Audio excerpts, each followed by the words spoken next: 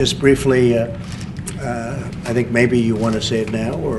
Well, Mr. President, I think we have to keep in mind that there is a plan from Egypt and the Arab countries. We're being invited by Mohammed bin Salman to discussions in Riyadh. I think the point is how do we make this work in a way that is good for everybody? Right. And obviously, we have to look at the best interests of the United States, of the people in the region, especially to my people of Jordan. And we're going to have some interesting discussions today. I think one of the things that we can do right away is take 2,000 children that are either cancer children or in very ill state to Jordan as quickly as possible, and then wait for, I think, the Egyptians to present their plan on how we can work with the president to work on the Gaza challenges. So I want to tell you, excuse me, wait, just please. I didn't know that, what you just said, 2,000 children with cancer or other problems, and that's really a beautiful gesture. That's really good, and we appreciate it. And we'll be working on the rest with Egypt. I think you're going to see some great progress. I think with Jordan, you're going to see some great progress. Three of us, and we'll have some others helping, and we're going to have some others at a very high level helping, and the whole thing will come. It's not a complex thing to do. And with the United States being in control of that piece of land, a fairly large piece of land, you're going to have stability in the Middle East for the first time. And the Palestinians, or the people that live now in Gaza, will be living beautifully in another location. They're going to be living safely. They're not going to be killed, murdered, and having to leave every 10 years, because I've been watching this for so many years. It's nothing but trouble. Everyone's being killed. They're being robbed. It's like living in hell.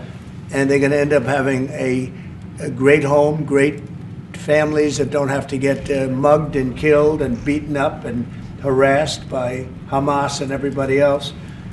And I know we'll be able to work something. And what you just said about the 2,000 is fantastic. It's so beautiful. It's music to my ears. But we're going to be able to work something, and I know we'll be able to work something also with I believe, not 100%, but 99%, we're going to work out something with Egypt. But Mr. President, during your election campaign, Mr. President, how is the U.S. going to own Gaza? Your White House has made clear taxpayer dollars won't be used for this. So what money are you going to use to buy Gaza? We're not going to buy anything. We're going to have it, and we're going to keep it, and we're going to make sure that there's going to be peace, and there's not going to be any problem, and nobody's going to question it. And we're going to run it very properly, and eventually we'll have economic development at a very large scale, maybe the largest scale on that site. And we'll have lots of good things built there, including hotels and office buildings and housing and other things. And we'll make that site into what it should be. And the people from Gaza who wouldn't be able to be there for years, because you're talking about just to get it and prepare it and to take care of all of the problems that currently it has, as you know, tunnels, and people are in those tunnels, and you have some good people and some bad people, and you may have hostages right now. You know, you have the hostages possibly there. They don't know where they are. And, you know, I have a Saturday deadline, and I don't think they're going to make the deadline personally. I think they want to play tough guy, but we'll see how tough they are. But it's going to be a wonderful thing. It's going to be wonderful for the Middle East. I think it'll turn the Middle East. I think you're going to have peace in the Middle East. You're going to eventually have peace in the Middle East. Couldn't this deadline risk undermining the talks that you're having with the King today, and risk the kind of wider peace that you're trying to? No, because we're not talking about a big situation. We're talking about something that can go very quickly. We're talking about it's going to go quickly. It's not going to take a long time, okay? That's not going to take a long time. You know bullies? You know what a bully is, right?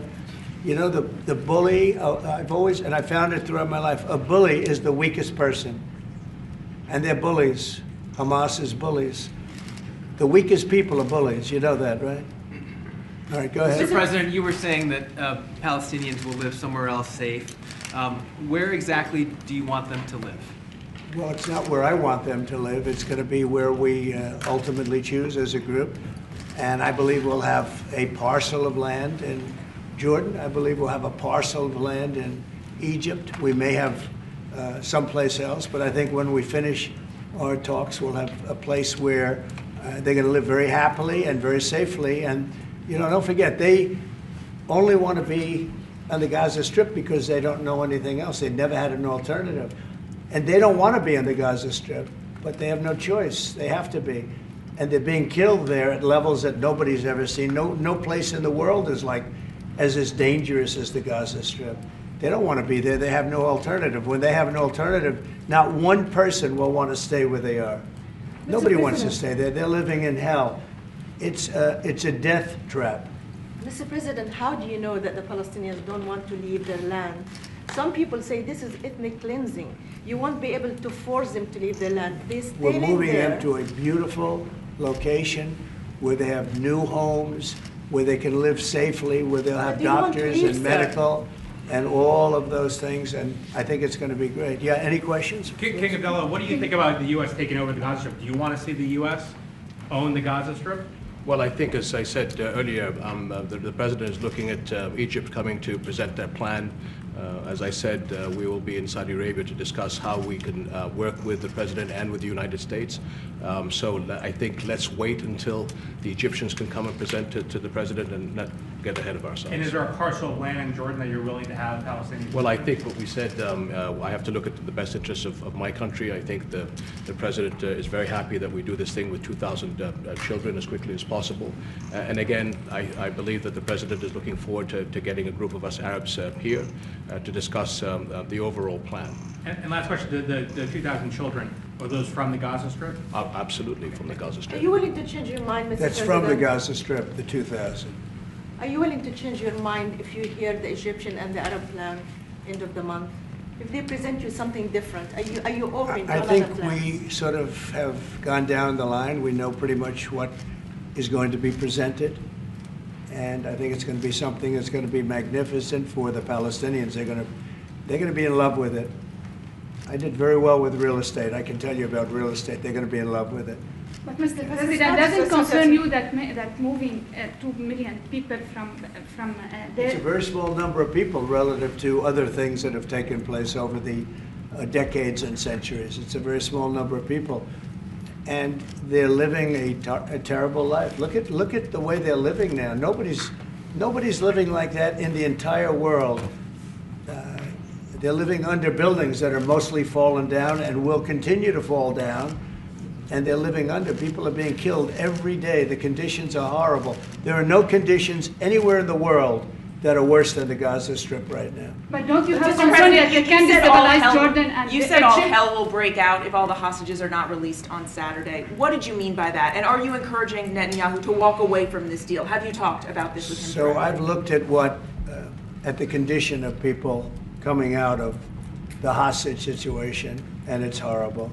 I looked at the before and after yesterday. 3 young men. One is dead now, as you know, the older gentleman who died, which everybody said he was alive and well. He's dead.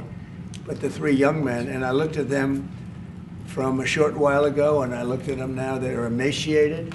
They look like Holocaust survivors. They looked, I mean, they'll get better, but they're in rough shape. They were treated really badly, and we've heard things from them since. And I think the reason that Hamas is playing so cute is because they saw the reaction to these 3 people that came out, and the other ones. Look, the one young lady had her hand blown off practically, and they were not in great shape either. But she's missing her fingers and a big part of her hand. You know what she did? She was stopping a bullet that was aimed at her. She went like that, and it blew off her hand. Now, I think I think they want time, because I think the people that they have living are in such bad shape, because they're sending the most healthy people out because they don't want to send the least healthy people out. And there was an uproar when they saw the people from yesterday. So these people so I don't want to do 2 and then we do another 2 in another week and then we do 4 in 3 weeks. No. They either have them out by Saturday at 12 o'clock or all bets are off. Mr. President, Mr. President, would you still consider withholding aid to those countries if they don't accept your plans to accept. Well, I don't want to Palestinians. say that because we've had such a good relationship and we're doing so well just in the short time that we've been talking. I mean, the king just made a statement. I didn't ask him to do that, about literally saving 2,000 young children from the Gaza Strip.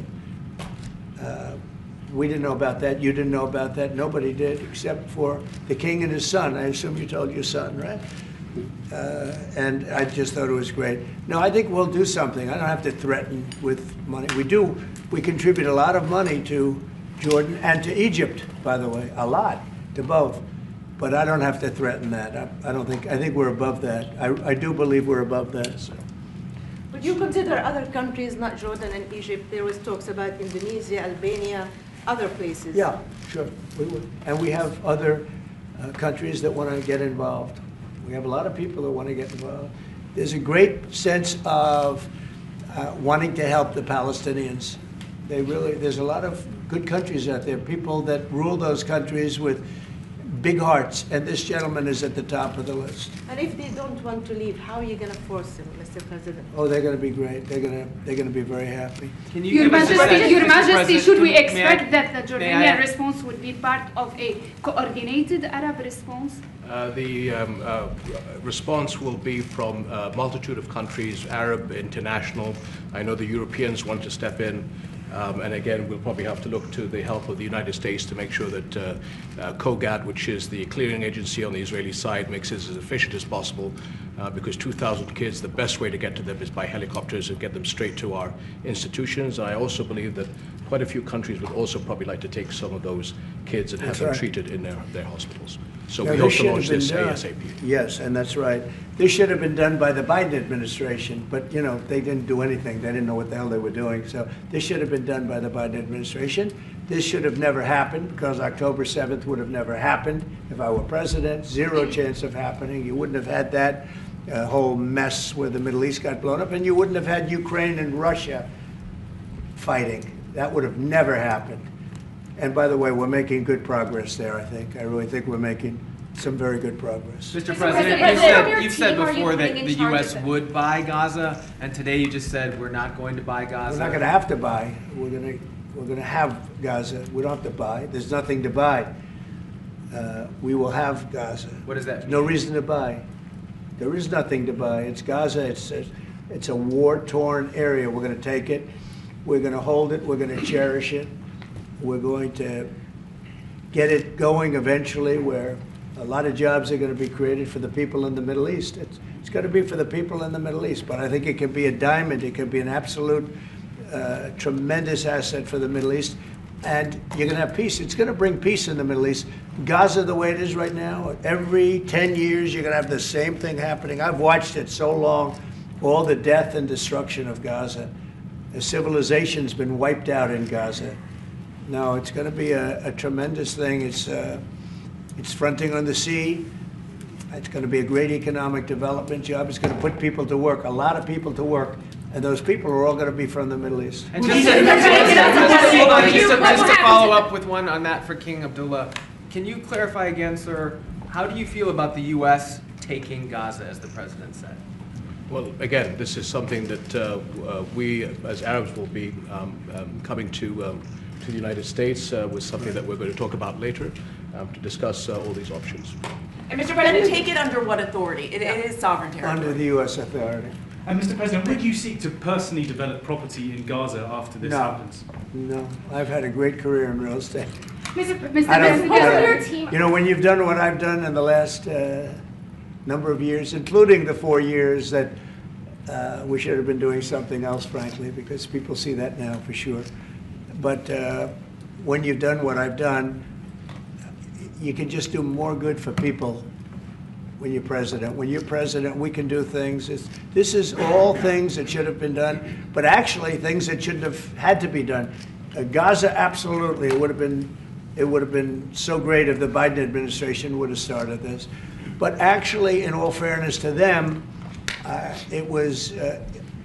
they should have never let it happen. It did happen, and because of the fact that they let this happen, this catastrophe of October 7th, something like this becomes practical and very real, meaning the development and all of the things that I've talked about with respect to the Gaza Strip. If you didn't have the October 7th catastrophe, and it was a horrible catastrophe, then probably you wouldn't be talking about that. But the only thing I can say is this is going to bring stability and peace to the Middle East. And ultimately, when it's developed, which will be in quite a while from now, because we want to let things calm down, but when it's developed, it's going to bring tremendous numbers of jobs to the Middle East, including the people of your country. Mr. President, what if it does not bring peace to the Middle East? There are many Palestinians, even though you say that everything is going to be beautiful, everything is going to be lovely, they're not going to want to go back. There are going to be people who want to go back and feel like that it is their right to do that. You haven't said, will there be any type of repercussions or anything that happens? We don't think that's going to happen. We think we think people are going to be very happy, thrilled. A lot of those people that you're talking about are going to end up maybe living there and maybe working there, but it'll be in a different form. We have had tremendous support for this project, and we think the biggest asset of the project is going to bring peace ultimately to the Middle East. All right. Mr. President, one last question. Go ahead, behind you, and you've asked enough. Mr. President, one of your promises on the campaign trail is to bring peace to the Middle East. It was a promise to your voters, Arab voters here. The Arab voters in the United States oppose this. What do you say to them? Well, you know, if you look at Michigan, where we have a large Arab population, as you know, I was just telling the King that we won. As you know, I won the Arab population. Now, when I started off, I wasn't leading, and when I finished, a few months later, we started campaigning in Michigan. And when I finished, we won it by a tremendous amount, by 30 points. And my relationship with the Arab population has been fantastic, and my relationship with the Middle East is very good with all the countries, just about all the countries. Let's see, I would say all the countries. And they all want to do something, and they want to see peace in the Middle East. All the stories you hear about the Middle East not really wanting peace, that they want war, they want this, they want to go a certain place. Let me tell you, those stories are false. They want to have peace. I know them all very well. They want to have peace. They want to have a good life like other people. And this will be a big factor in bringing peace to the Middle East. Thank you very much, everybody. All right, guys. Thank you, guys. Let's go, press. Guys, let's go. Press, let's go. Thank you. Come on, guys, quickly, please. Thank you. Guys, let's go. Come on, quickly. We're moving out this way. Thank you, guys. Thanks, guys. Come on, guys.